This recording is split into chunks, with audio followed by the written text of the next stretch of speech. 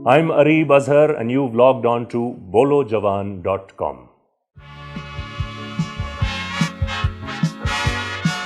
हम बात कर रहे थे टाइगर फोर्स की, आप जरा बता दें। देखिए, खान साहब ने जब अनाउंस किया कि जी वो एक टाइगर फोर्स बनने जा रही है, सबसे पहले तो वो इसके ऊपर भी हम आ जाएंगे जो कंट्रोवर्सीज बन गई। अरशद शरीफ का एक ट्वीट आ गया, उसके बाद अरशद शरीफ पे एक ट्रेंड चल पड़ा, उसमें तो हम एक सेपरेट डिस्कशन कर लेते हैं।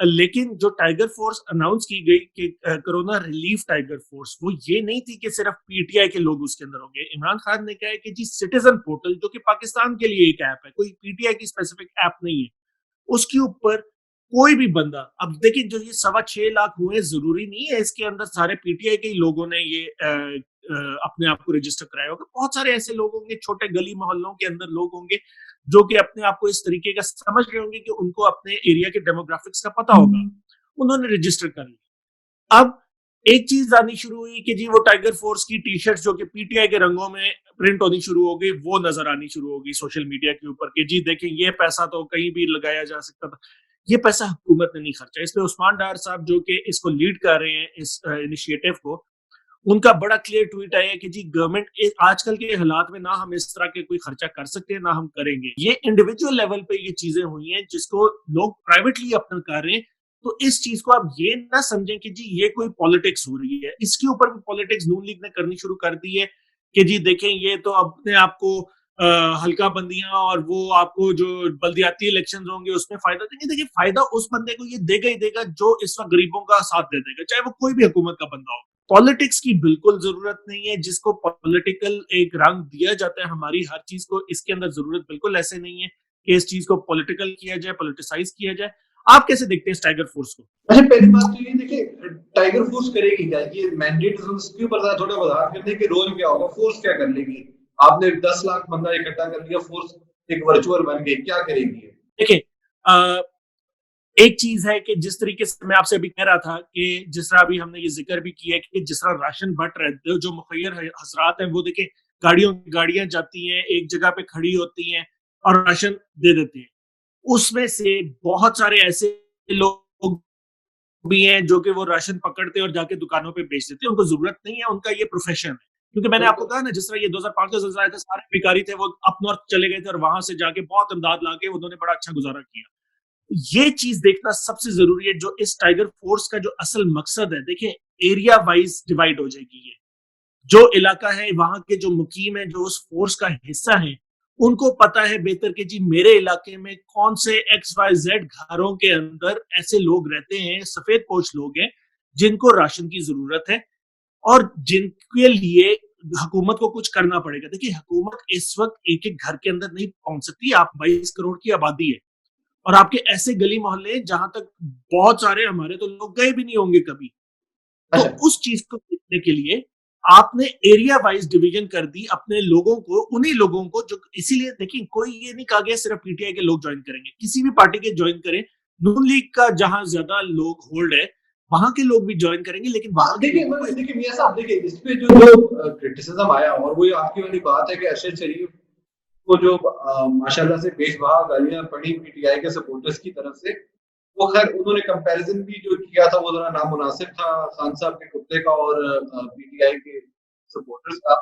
मगर जो नाम रखा गया, पहली बात कोरोना टाइगर्स, एक तो वो नाम भी कोई अजीब, एक तो एपिडेमिक के नाम के साथ टाइगर जो है वो आपकी एक पार्टी का एक ब्रांड है, आप उसको वो करते हैं, तो आपने पॉलिटिकल, तो आपने इसको नाम के साथ ही कर दिया, ठीक है।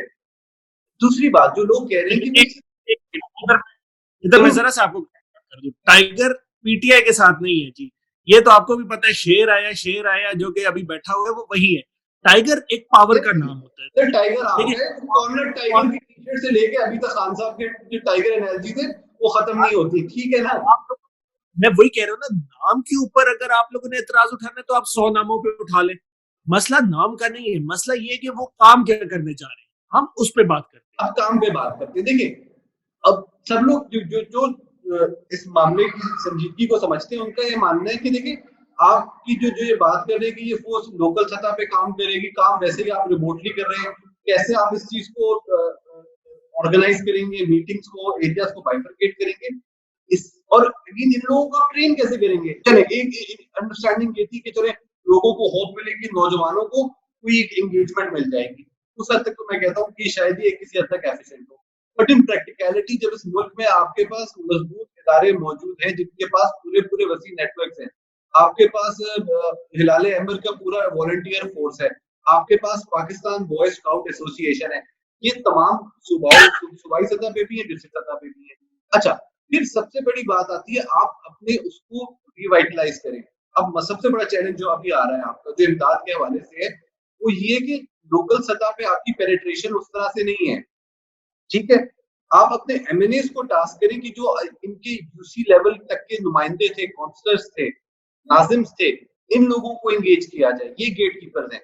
अगर पाकिस्तान में ये एक अलमिया है कि कभी भी किसी हुकूमत ने, चाहे वो मियाँ साहब की हो, बेनजीर की हो या आपकी हो, आप लोगों ने सूबाई बल्दियाती इंतखाबात को सीरियसली लिया ही नहीं। आपने अभी तक आप देखिए पंजाब में नहीं हुए, बाकी इलाकों में नहीं हुए। तो अगर एक बल्दियाती निजाम मौजूद होता ना, तो यूनियन काउंसिल लेवल तक आपके पास सारा डाटा मौजूद होता, तब आपको चैलेंज नहीं आता। आपने नाजिम के हवाले एक टास्क फोर्स समिति, नाजिम ने नायब नाजिम, और फिर उसने यूसी लेवल पे काउंसलर्स तक वो चीज चली जानी। तो एक चीज तो ये कि आप उन लोगों को यूटिलाइज करें। दूसरी बात मेरी quickly to sum it up, जो आप बात कर रहे हैं कि जी हाँ एड, अब ये भी है कि हर दूसरा बंदा एक कार्य खैर कर रहा है, अच्छी बात है, मगर वही बात है कि आप हमारी अंडरस्टैंडिंग नहीं है। तो राधा दिन खुद के राशन के पैकेट बना के करें, उन लोगों को सपोर्ट करें जिनका काम है, जो ये काम इतने अच्छे से कर रहे हैं। आप अलखिदमत वालों को डोनेट करें, आप सैलानी वालों को डोनेट करें। अगर वो उस इलाके में काम नहीं कर रहे तब आप करें, बट अगर आपके इलाके में यहाँ पे वो लोग मौजूद हैं तो उन फाउंडेशन को सपोर्ट करें, क्योंकि वो लोग फिर भी एक डेटाबेस, एक वेरिफिकेशन के प्रोसेस के तहत काम कर रहे हैं। देखिए, अगर हम अभी, ये सिर्फ अभी के लिए नहीं होगा, ये एक प्रोसेस बन जाएगा। देखिए, सेंट्रल डेटाबेस से आपके वही बात है। देखिए, जो आपकी फोर्स होगी ना, वो खुद लीड नहीं कर रही होगी, लीड उनको वही के यूनियन काउंसिल लेवल के जो आपके लोग हैं ना, वो उनको लीड कर रहे होंगे। लेकिन उनके पास भी एक फोर्स चाहिए नीचे, कि उन्हें पता होगा कि जी कौन सी जगह पे क्या पहुंचाना है, कितना राशन इस एरिया में आना है, क्योंकि आपने पैसा भी खर्च देंगे आप। जिस तरह पहले हो चुका है कि आप एक एरिया में सारी दुनिया जो करीब है, इजी एक्सेस एरियाज है, वहां तो आप पहुंचा देते हो, सारे ट्रस्ट वहां पहुंच जाते हैं, हर बंदा वहां पहुंच जाता है।